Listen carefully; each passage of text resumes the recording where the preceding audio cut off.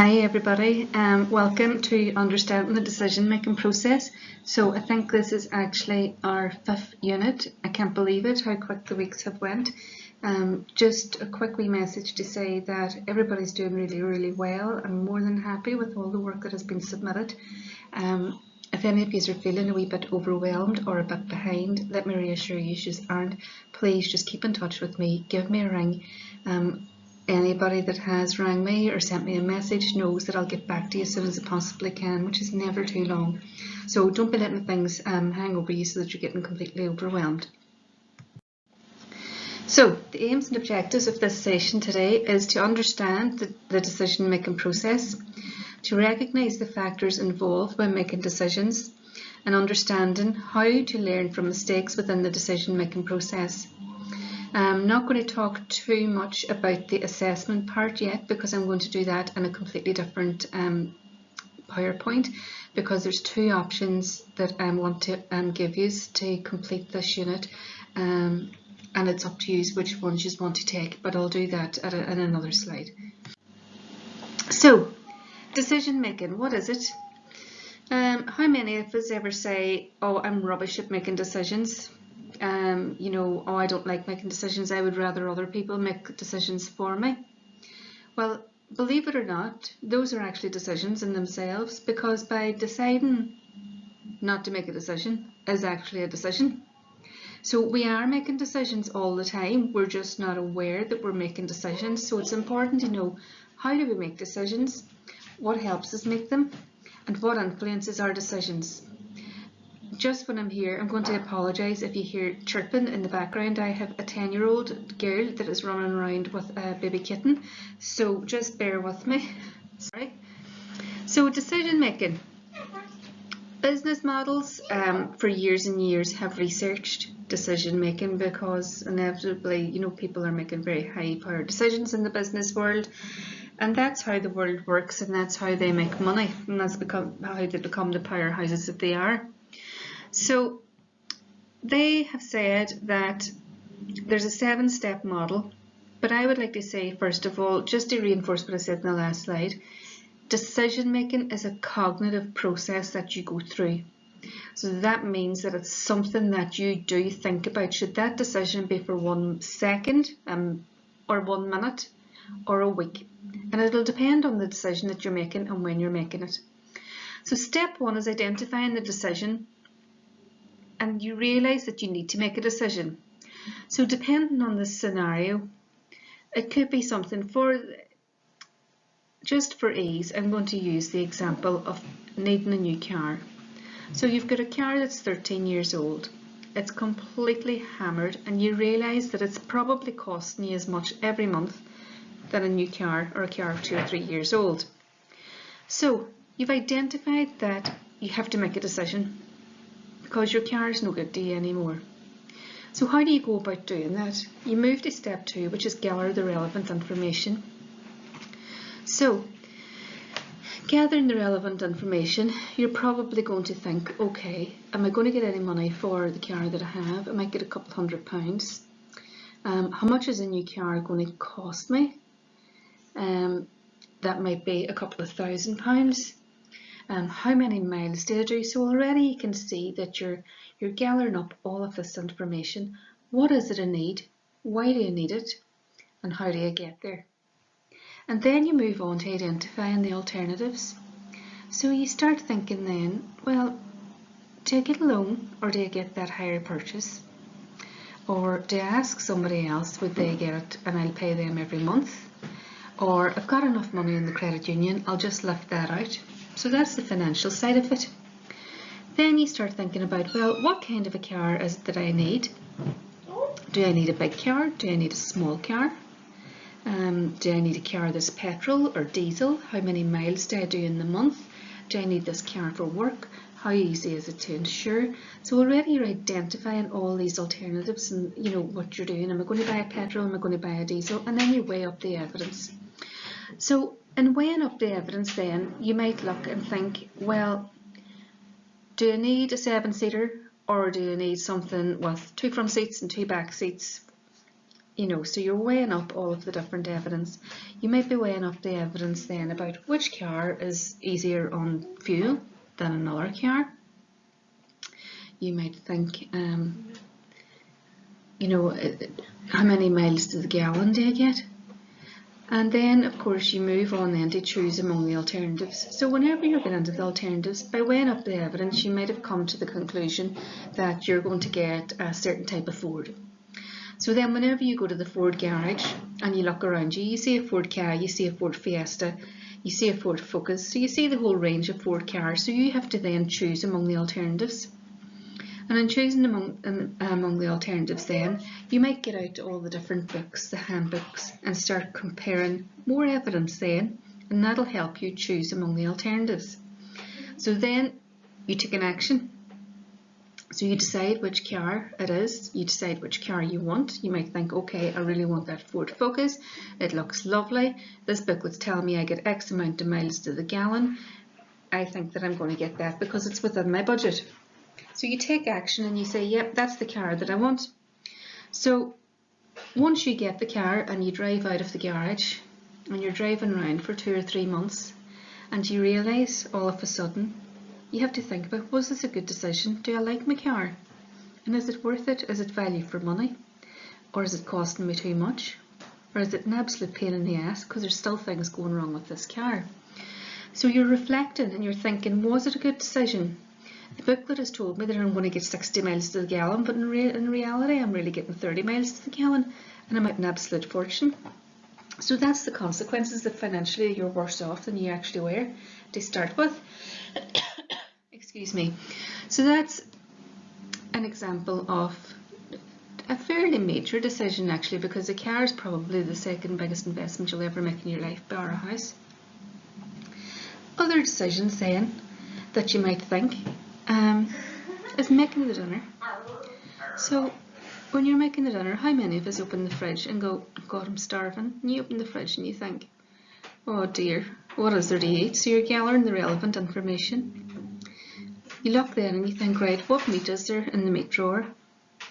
I could do that. What sauces are there? Is there pasta? Is there rice? So you're identifying all the alternatives and what you have, and then you're weighing up the evidence. How many people are going to be eating? So you go through that process again, you make the dinner, and then after the dinner you might think, oh, that was really nice, I enjoyed that, I must cook that again, or I would do something different the next time. Or you might think, that's absolutely stinking, I'm never eating it again.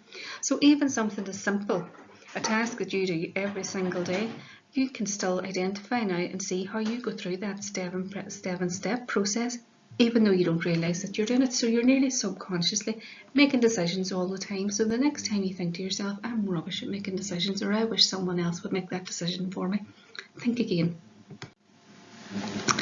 So one of the most complicated tasks any of us will face in life is the concept of making the right decision. Every few seconds we'll have the opportunity to change our lives.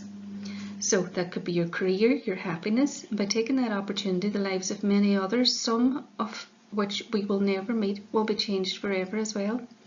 The small decisions are simple. You may not even notice you're making them, but our brain has an efficient way of getting into autopilot on tasks that we do often.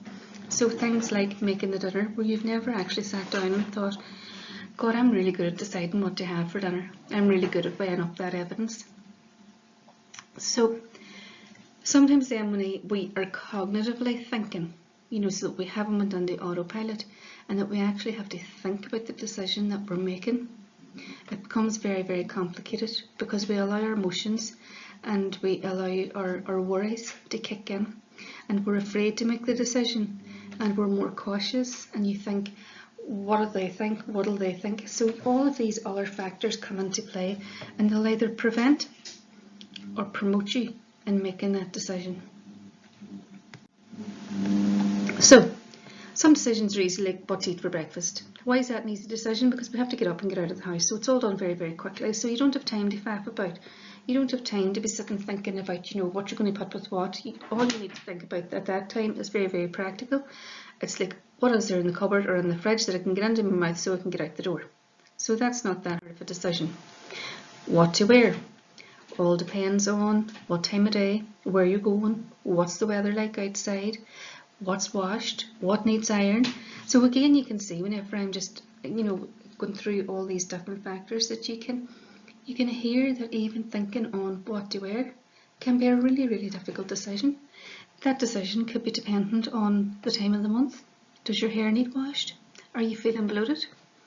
So even on a Monday, you might buy a dress to wear out on the Saturday evening, but by the time it gets to the Saturday evening, you'll either not want to wear that dress, doesn't make you feel comfortable, you're not in the form.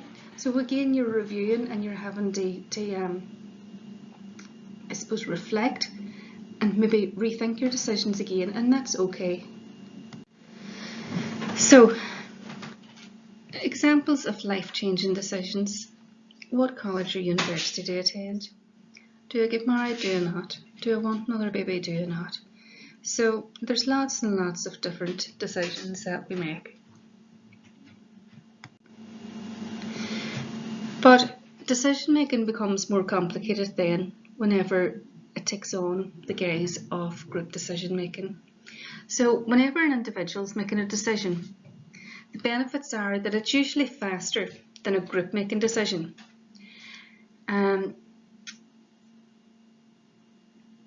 It means that you have accountability for your decision, and you can't really point the finger of blame at anybody else because it was your decision that you made. The cons of making a decision is the burden of responsibility. You have fewer ideas. Identifying the best individual can be challenging. Possible to put off decision making if it's left alone to do it. So it's easier to do. Sometimes whenever you know that you have to make a decision, it's much, much easier to dig your head in the sand than it is if you're making that decision as part of a couple or as part of a group activity. So if you think about you want to go away for a couple of days on your own just to recharge your batteries, well then that's a decision that you can make and you're completely in control of it.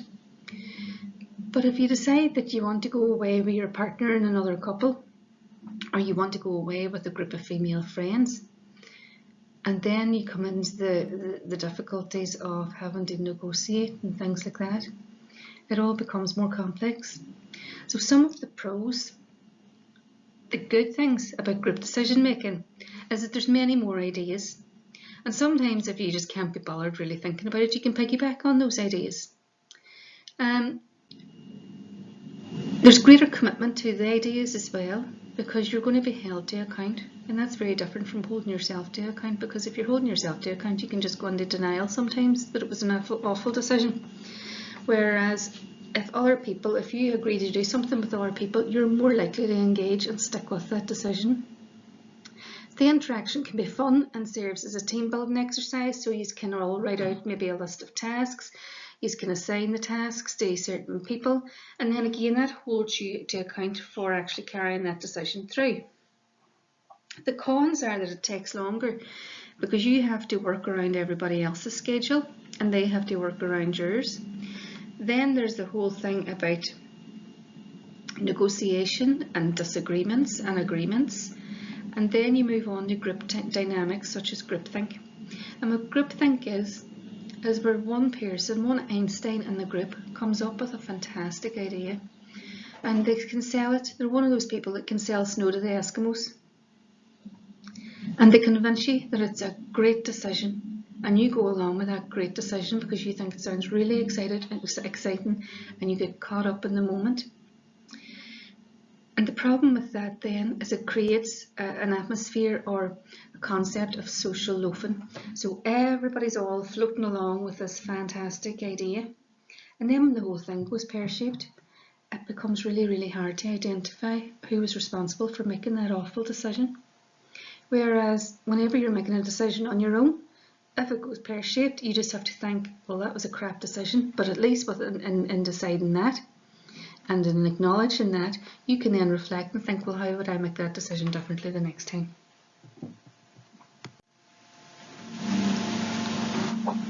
So what influences our decisions and how we make them? So our values. What's important to your family? What's important to the other people in your culture? What's important to, I suppose, in your values, you're thinking about what you think and what you believe is right and wrong. So these are things that will, I suppose, influence your decision, and that could be anything from religion right through to, I don't know, charity work. Your peers, people that you know, they will influence your decision, and sometimes it's easy to allow those other people to influence the decision because you don't want to make the decision yourself. And sometimes if people are quite influential, you will go along with their decision rather than trying to be independent in your decision making process and taking responsibility for yourself and the decisions that you've made. Habit. I've always done it that way, so I've always bought a Ford car, so I'm just going to stick with Ford, which means that you're not actually branching out, you're not allowing yourself to grow, and you're not allowing yourself to become more critical. And then feelings.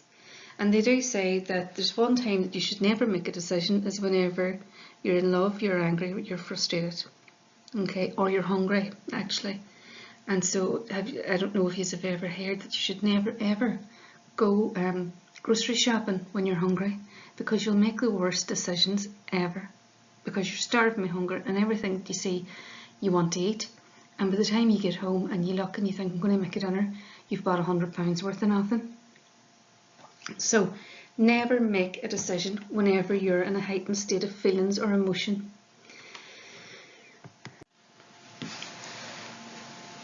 So once you've made a decision, you have to think how the decision might have been made differently to improve the outcome. So by using the decision making process this week, I would like you to either go through your booklets and answer your booklet question by question, or you can think on a scenario or a decision that you've had to make, and using the process, go through step by step each section of your booklet, but write it in a short essay form. And in saying a short essay form, I'm talking about 300 words maximum. So I would like you to identify the problem. So you might say a decision that I had to make a year ago was that I wanted to go back to work part-time. So then you go through the process of your decision making process, gathering all the information. What are my skills? What are my knowledge? Where would I like to work? And then you go through everything. You start weighing up then, well, how much money do I have coming into the house at the minute? What bills do I have to pay? Will that change if I'm working? Will I lose some of my benefits and I'll also have to pay rent? So is it worth me going out to work? But then you might think, well, do you know what? I'm going to lose £20 a week. However, I'm going to gain experience, and gaining that experience within a year I'll be able to apply for a job that has an even better wage, so I'm going to take that short-term cut in order to gain long-term. So you work through all of those decisions. There's lots and lots and lots of different decisions that we make all the time, but try and make this something that is real to you. It could be a decision that you're trying to make at the moment, and in fact I think it was maybe a year and a half ago, there was a girl in the class, and she had said this couldn't have come at a better time. She said, because my husband and I are trying to figure out whether he should go to England to work because he's just been offered a new job.